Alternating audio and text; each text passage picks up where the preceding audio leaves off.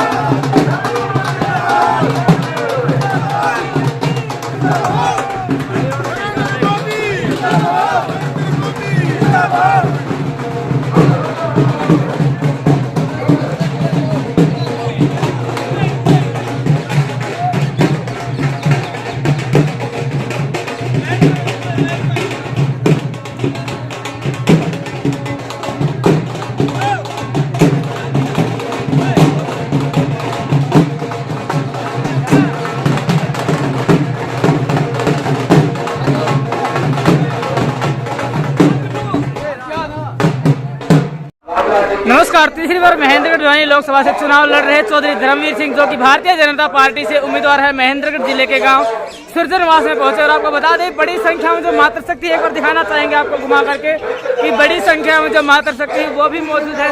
और इसी के साथ साथ बात कर ले तो बड़ी संख्या में जो ग्रामीण है वो मौजूद है।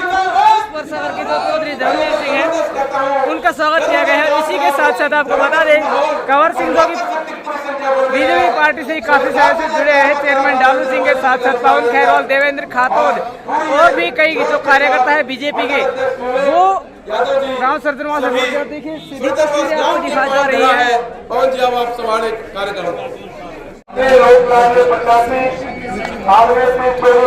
गाँव सरजनवास में पहुंचे हैं, तो एक बार जोरदार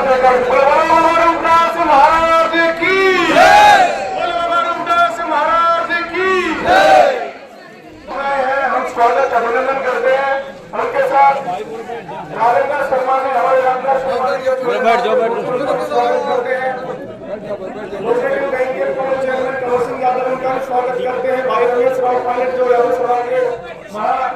हमारे अध्यक्ष का स्वागत करते हैं कि आगे का दायित्वों में सबसे अग्रणी रहा है।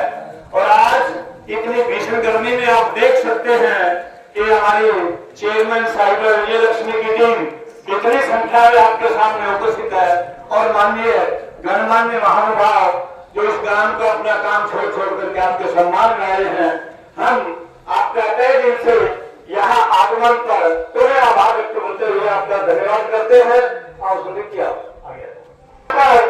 आपके पाओ आपकी जो साथ मानव हाथ पहुंचे हैं उनका भी अभिनंदन और स्वागत है।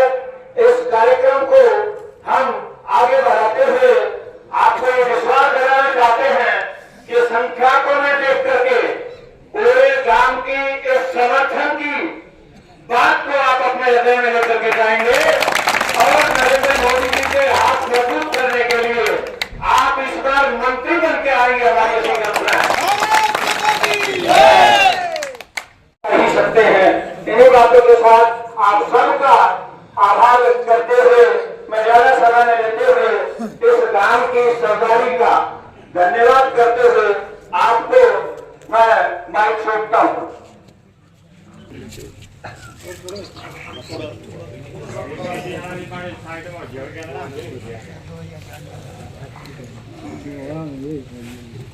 तो भाई सामने पर जरे फैलता है। इसलिए जब भी कोई पार्टी चुनाव लड़ती है या कोई सामाजिक फैसला होता है तो सबकी निगाहें इस गांव के ऊपर जाती है हर बार कि सुरजनवास क्या बोल रहे हैं। क्योंकि मेरे से कई बार राव साहब कहते थे कि स्टार्ट करना है तो सुरजनवास से स्टार्ट करें। और इसीलिए सूरजनवास में न केवल पंचायत समिति की तरफ से बेटी विजय लक्ष्मी, बल्कि ये मान के चलो कि पार्टी के भी बड़े बड़े पद तुम अपने पास सूरजनवास के पास इसलिए सभी सम्मानित मेरे साथ आए हुए नेता साहिबान, गांव के सम्मानित बुजुर्गों, माता बहनों और बच्चों, पढ़ा लिखा गांव है और आजकल शिक्षा ही एकमात्र ऐसा साधन है जिसके माध्यम से देश प्रदेश आगे बढ़ सकता है। हम अगर पीछे का ये रिपोर्ट देखें तो इस देश को आज़ादी मिली 1947 में। हमारे से बाद में आज़ाद हुआ चाइना, सब देशों को छोड़ के आगे निकल गया। कारण केवल एक था कि जो वहाँ का नेता था वो मजबूत नेता था, फैसले सख्त लेके मैं देश को आगे ले गया, अमेरिका और रूस को भी क्रॉस कर गया। लेकिन हमने हमारा जो नेतृत्व मिला वो इतना बढ़िया नहीं मिला। बहुत अरसे के बाद एक नरेंद्र मोदी के नाम से एक ऐसी सरकार बनी जिन्होंने बड़ी तेजी से आगे बढ़ना शुरू काम किया, बहुत तेजी से, और ऐसे ऐसे फैसले लिए जिसके बारे में कोई सोच ही नहीं सकता था। सरकार बनते सबसे पहले फैसला लिया नोटबंदी का। उस नोटबंदी का दूसरा अर्थ नहीं था, केवल ये देखना था कि टैक्स के रूप में पैसा तो इतना आता है, लेकिन ये जा कहाँ रहा है, जा गया कहाँ पर।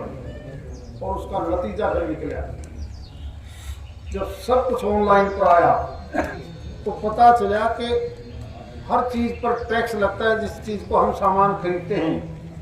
इस देश में धीरे धीरे मिलके एक कंपनी ला के मार्फत ऐसी ऐसी कंपनियां देश में खड़ी होगी जो पैसा लूट के विदेशों में भेजने लगे।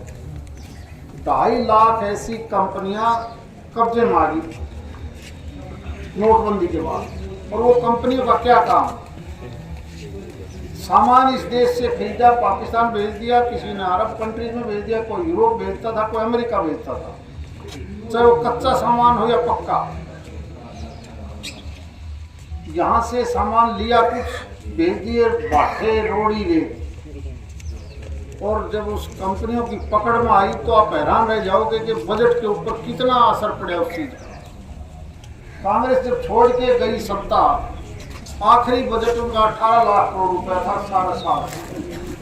आज वो कंपनियां जाते ही वो बढ़ के 49 लाख करोड़ रुपया होगा देश का एक साल। और उसी पैसे से जो 1.5 लाख करोड़ रुपया खोज का बजट था, डिफेंस का जो बजट था, वो आज 4.5 लाख करोड़ दे दिए। इसीलिए बड़े बड़े हथियार जो दुनिया भर में जिनका कोई मुकाबला नहीं, वो हथियार भी खरीद लिए, बना भी लिए। अपना इधर का इलाका का फौजी बहुत है, पहले लेह लद्दाख से लेकर और नॉर्थ ईस्ट तक अगर वो जाता तो उसको बहुत दिन लग जाते थे, जा नहीं जाता था। चाइना वाले हमारे सिर पर बैठे थे, उनके एयर बेस भी वहीं थे, क्योंकि उन्होंने सड़कें पहले बना ली।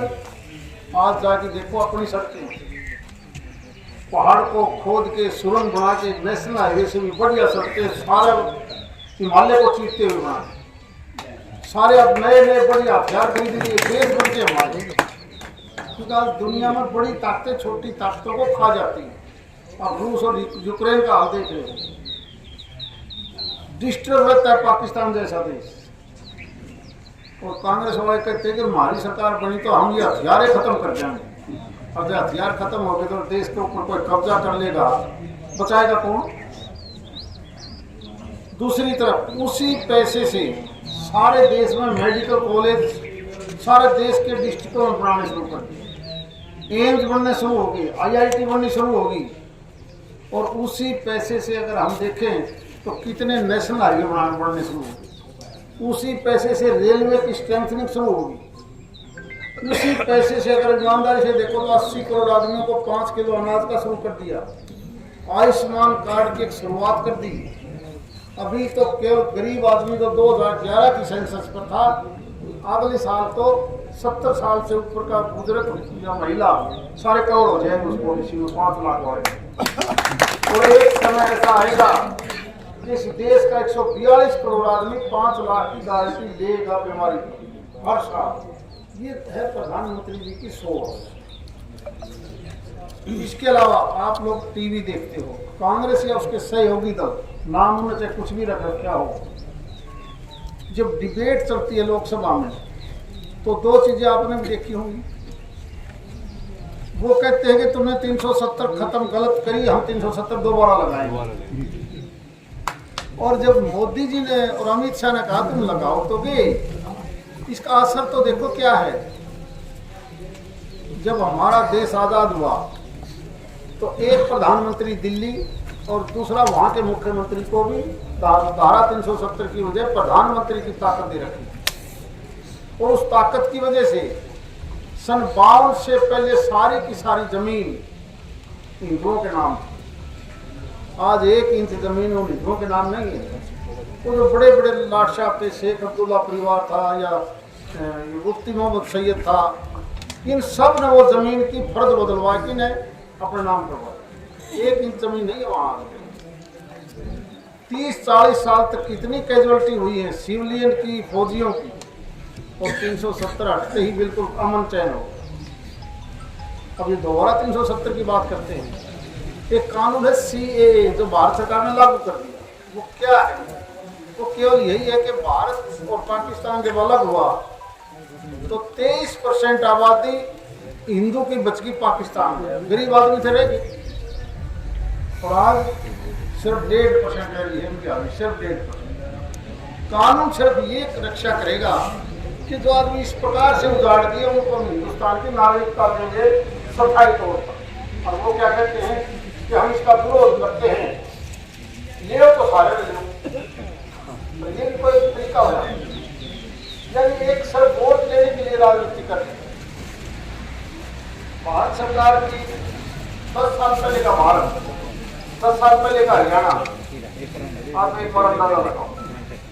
आने जाने के रास्ते ठीक नहीं थे। आज 700 तो नेशनल हाईवे क्रॉस करते हैं अपनी अपनी लोकसभा में। चंडीगढ़ जाना हो, दिल्ली जाना हो, जयपुर जाना हो, थोड़े सालों के बाद तो इसी 152 की क्षेत्र होगी तो बॉम्बे जाओगे, सिर्फ थोड़ा सा टुकड़ा 60 किलोमीटर का 200 के बीच का काम चालू है, वो भी लेकिन एक सालों में पूरा हो जाएगा। भविष्य देखना चाहिए। बड़ी मुश्किल से बहुत अरसे के बाद एक रफ्तार चली है देश की, एक रफ्तार चली है। और दूसरी तरफ आपने हमने कांग्रेस की सरकार देखी, हम उसमें शामिल नहीं। ये चुनाव दान सिंह का, धर्मवीर का, बहादुर सिंह का या किसी और का नहीं है। ये चुनाव तो सीधा देश का। मुझे जो वोट मिलेगा वो वोट सीधा प्रधानमंत्री नरेंद्र मोदी को जाएगा। दूसरे का जो वोट मिलेगा तो ना उनको पता कि उनका वोट किसको जाएगा। वो अपने प्रधानमंत्री का नाम नहीं लेते। वो तो पूछो तो ये कहेंगे हमने तो मोदी को हटाना है, बाकी क्यों हमने नहीं मिला। ये क्या तरीका है? 10 सीट है लोकसभा की हरियाणा की। रोहतक के बारे में कहीं रुपए देते कि रोहतक की सीट तो जा गई। ईमानदारी से सोचो, अगर उनका 1 सीट चली गई और उस MP का फिर क्या बनेगा? उसने बेरा प्रधानमंत्री तो मोदी बन गया, फिर सिर्फ एक बात कहेगा मैं के मेरे चालक को नहीं, क्योंकि मेरे तो खिलाफ की सरकार बन गई। तो क्या फायदा उस वोट को वहां डालने का? कोई फायदा नहीं। आज के दिन मोदी की जरूरत है देश में।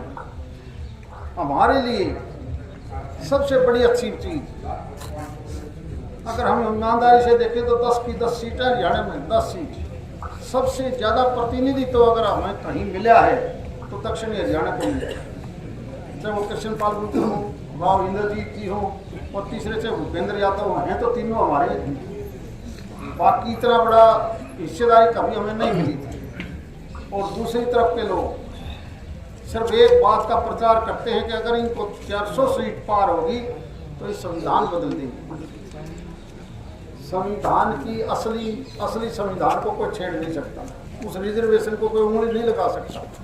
हाँ, कुछ एक धाराएं हैं तो कांग्रेस ने भी बदली, बीजेपी ने बदली और भी बदली जाएगी। 150-200 के आसपास ऐसी बदलाव आया है। जैसे पिछले दिनों महिलाओं के जो था 3 तलाक का, वो इसलिए जरूरी था। 2 मिनट में रुके तलाक तलाक तलाक घर टूट गया। ये क्या मतलब हुआ? एक और बदलाव जरूरी है जिसके लिए हम कहते हैं कि हमें बहुमत की जरूरत है। एक मुस्लिम धर्म में तो कितनी शादी कर लो, और हिंदू धर्म में एक शादी, ये अनुपात बहुत खराब हो जाएगा। इसलिए देश का कानून सब पर एक जैसा लागू हो, एक शादी का मतलब एक ही शादी धर्म में हो सारा में, ये कानून का बदलना जरूरी है। और नाम क्या कहेंगे कि ये तो दूसरी चीज करेंगे। दूसरी तो तुम कर्नाटक में कांग्रेस की सरकार है, जाके देखो 1 महीना पहले उन्होंने कानून बना दिया कि ओबीसी की जो रिजर्वेशन है उस रिजर्वेशन में मुस्लिम शब्द और लिख दिया। गरीब मुस्लिम तो आज भी ओबीसी में है, लोहार है, धोबी है, तेली है। 18 करोड़ मुस्लिम को डाल के तुम किसका रिजर्वेशन पर डाका डालना चाहते हो, क्या करना चाहते हो? आज बीजेपी और कांग्रेस में बहुत अंतर है। बीजेपी की सरकार एक नजर से सारे प्रदेश और देश का विकास करती है। हमने रात में 10 साल पहले उनकी सरकार भी देखी, सारा का सारा डेवलपमेंट का काम केवल एक जगह, केवल एक रोक तक। नहर का पानी आवे तो भी उनकी चाहे जमीन खराब हो जाए आगे नहीं देना। नौकरी भी छोटी नौकरी होती है, नल के खोलने वाली वो भी हमारे लाते। और जब से बीजेपी की सरकार आई है, और अपने गांव से अंदाजा लगाओ कि कितनी ज्यादा नौकरियां आपको सीधी मिलने लगी।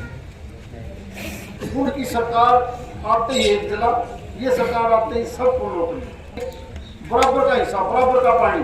ये नहरें पहले भी ठीक हो सकती थी, तेज पर पानी, अब कई नहरों में पानी कैसे बढ़ गया। और यही हालात रहे तो 2 साल के अंदर हमें इससे 1.5-2 गुना पानी मिले, क्योंकि सारे पानी से उन्होंने तो अपनी जमीन खराब कर ली, लेकिन उनको मंजूर नहीं था कि वो पानी लगाए। सरकार हाथ से चली गई, उनको क्या निधन था। सरकार दोबारा कैसे आए, चाहे आग लानी पड़ जाए, सरकार हमारी आओ, तो इस चक्कर में लगी हुई। क्या इसको प्रदेश देश मान लेगा? मैं तो नहीं मानता कि सारा प्रदेश शांति प्रिय देश है। ये देश कोई अफगानिस्तान नहीं। हम आप और सब सारी चीजें बहुत देख चुके हैं। इसलिए हम आपसे केवल प्रार्थना करने आए कि इलाका भी आगे बढ़े। अब माननीय प्रधानमंत्री जी का सपना देखो, पहले तो लोग बढ़ाते थे कि चावल का, फला का ये रेट बढ़ा दो, और इस प्रधानमंत्री जी ने मोटा अनाज से बाजरा हो, सरसों हो, इनके रेट इसलिए बढ़ाने शुरू करे। दुनिया में इस बात की डिमांड आ गई। अब ये वाला 600-700 रुपये आज 2.5 चलेगा। अगर यही रफ्तार रही तो ये 5,000 से कम मिलेगा आने वाले 2-4-5 सालों में। और उसमें कुछ खाने में कोई तो ताकत भी है, क्यों हमारी इसमें ताकत नहीं होती चावलों के। इसलिए आज और हम सब मिलकर केवल हम ये देश के नाम से वोट मांग रहे हैं। एक पार्टी देश को मजबूत करना चाहती है, दूसरी पार्टी देश के विरोध में कि हमें सरकार नहीं चाहिए, हमने तो मोदी हटाना है सिर्फ। ये कोई तरीका नहीं। ये जैसे समझदार गांव है। मैं तो केवल आपसे प्रार्थना करने आया हूँ कि ज़्यादा से ज़्यादा वोट केवल देश के लिए कमल के निशान पर बटन दबा के, ताकि देश और मजबूती से आगे बढ़े। आज 23 तारीख को माननीय मोदी जी आएंगे महेंद्रगढ़ के पास पाली यूनिवर्सिटी के पहले जहाँ आए थे, बिल्कुल वही थे 2014 में आए थे। तब आए थे असेंबली के इलेक्शन में। ये भावों ने देश की मजबूती के लिए पार्लियामेंट के चुनाव में, इसलिए ये वोट मेरा नहीं, ये वोट देश के लिए है और आप सब के लिए है। यही प्रार्थना करने आए हैं। आपका बहुत बहुत धन्यवाद।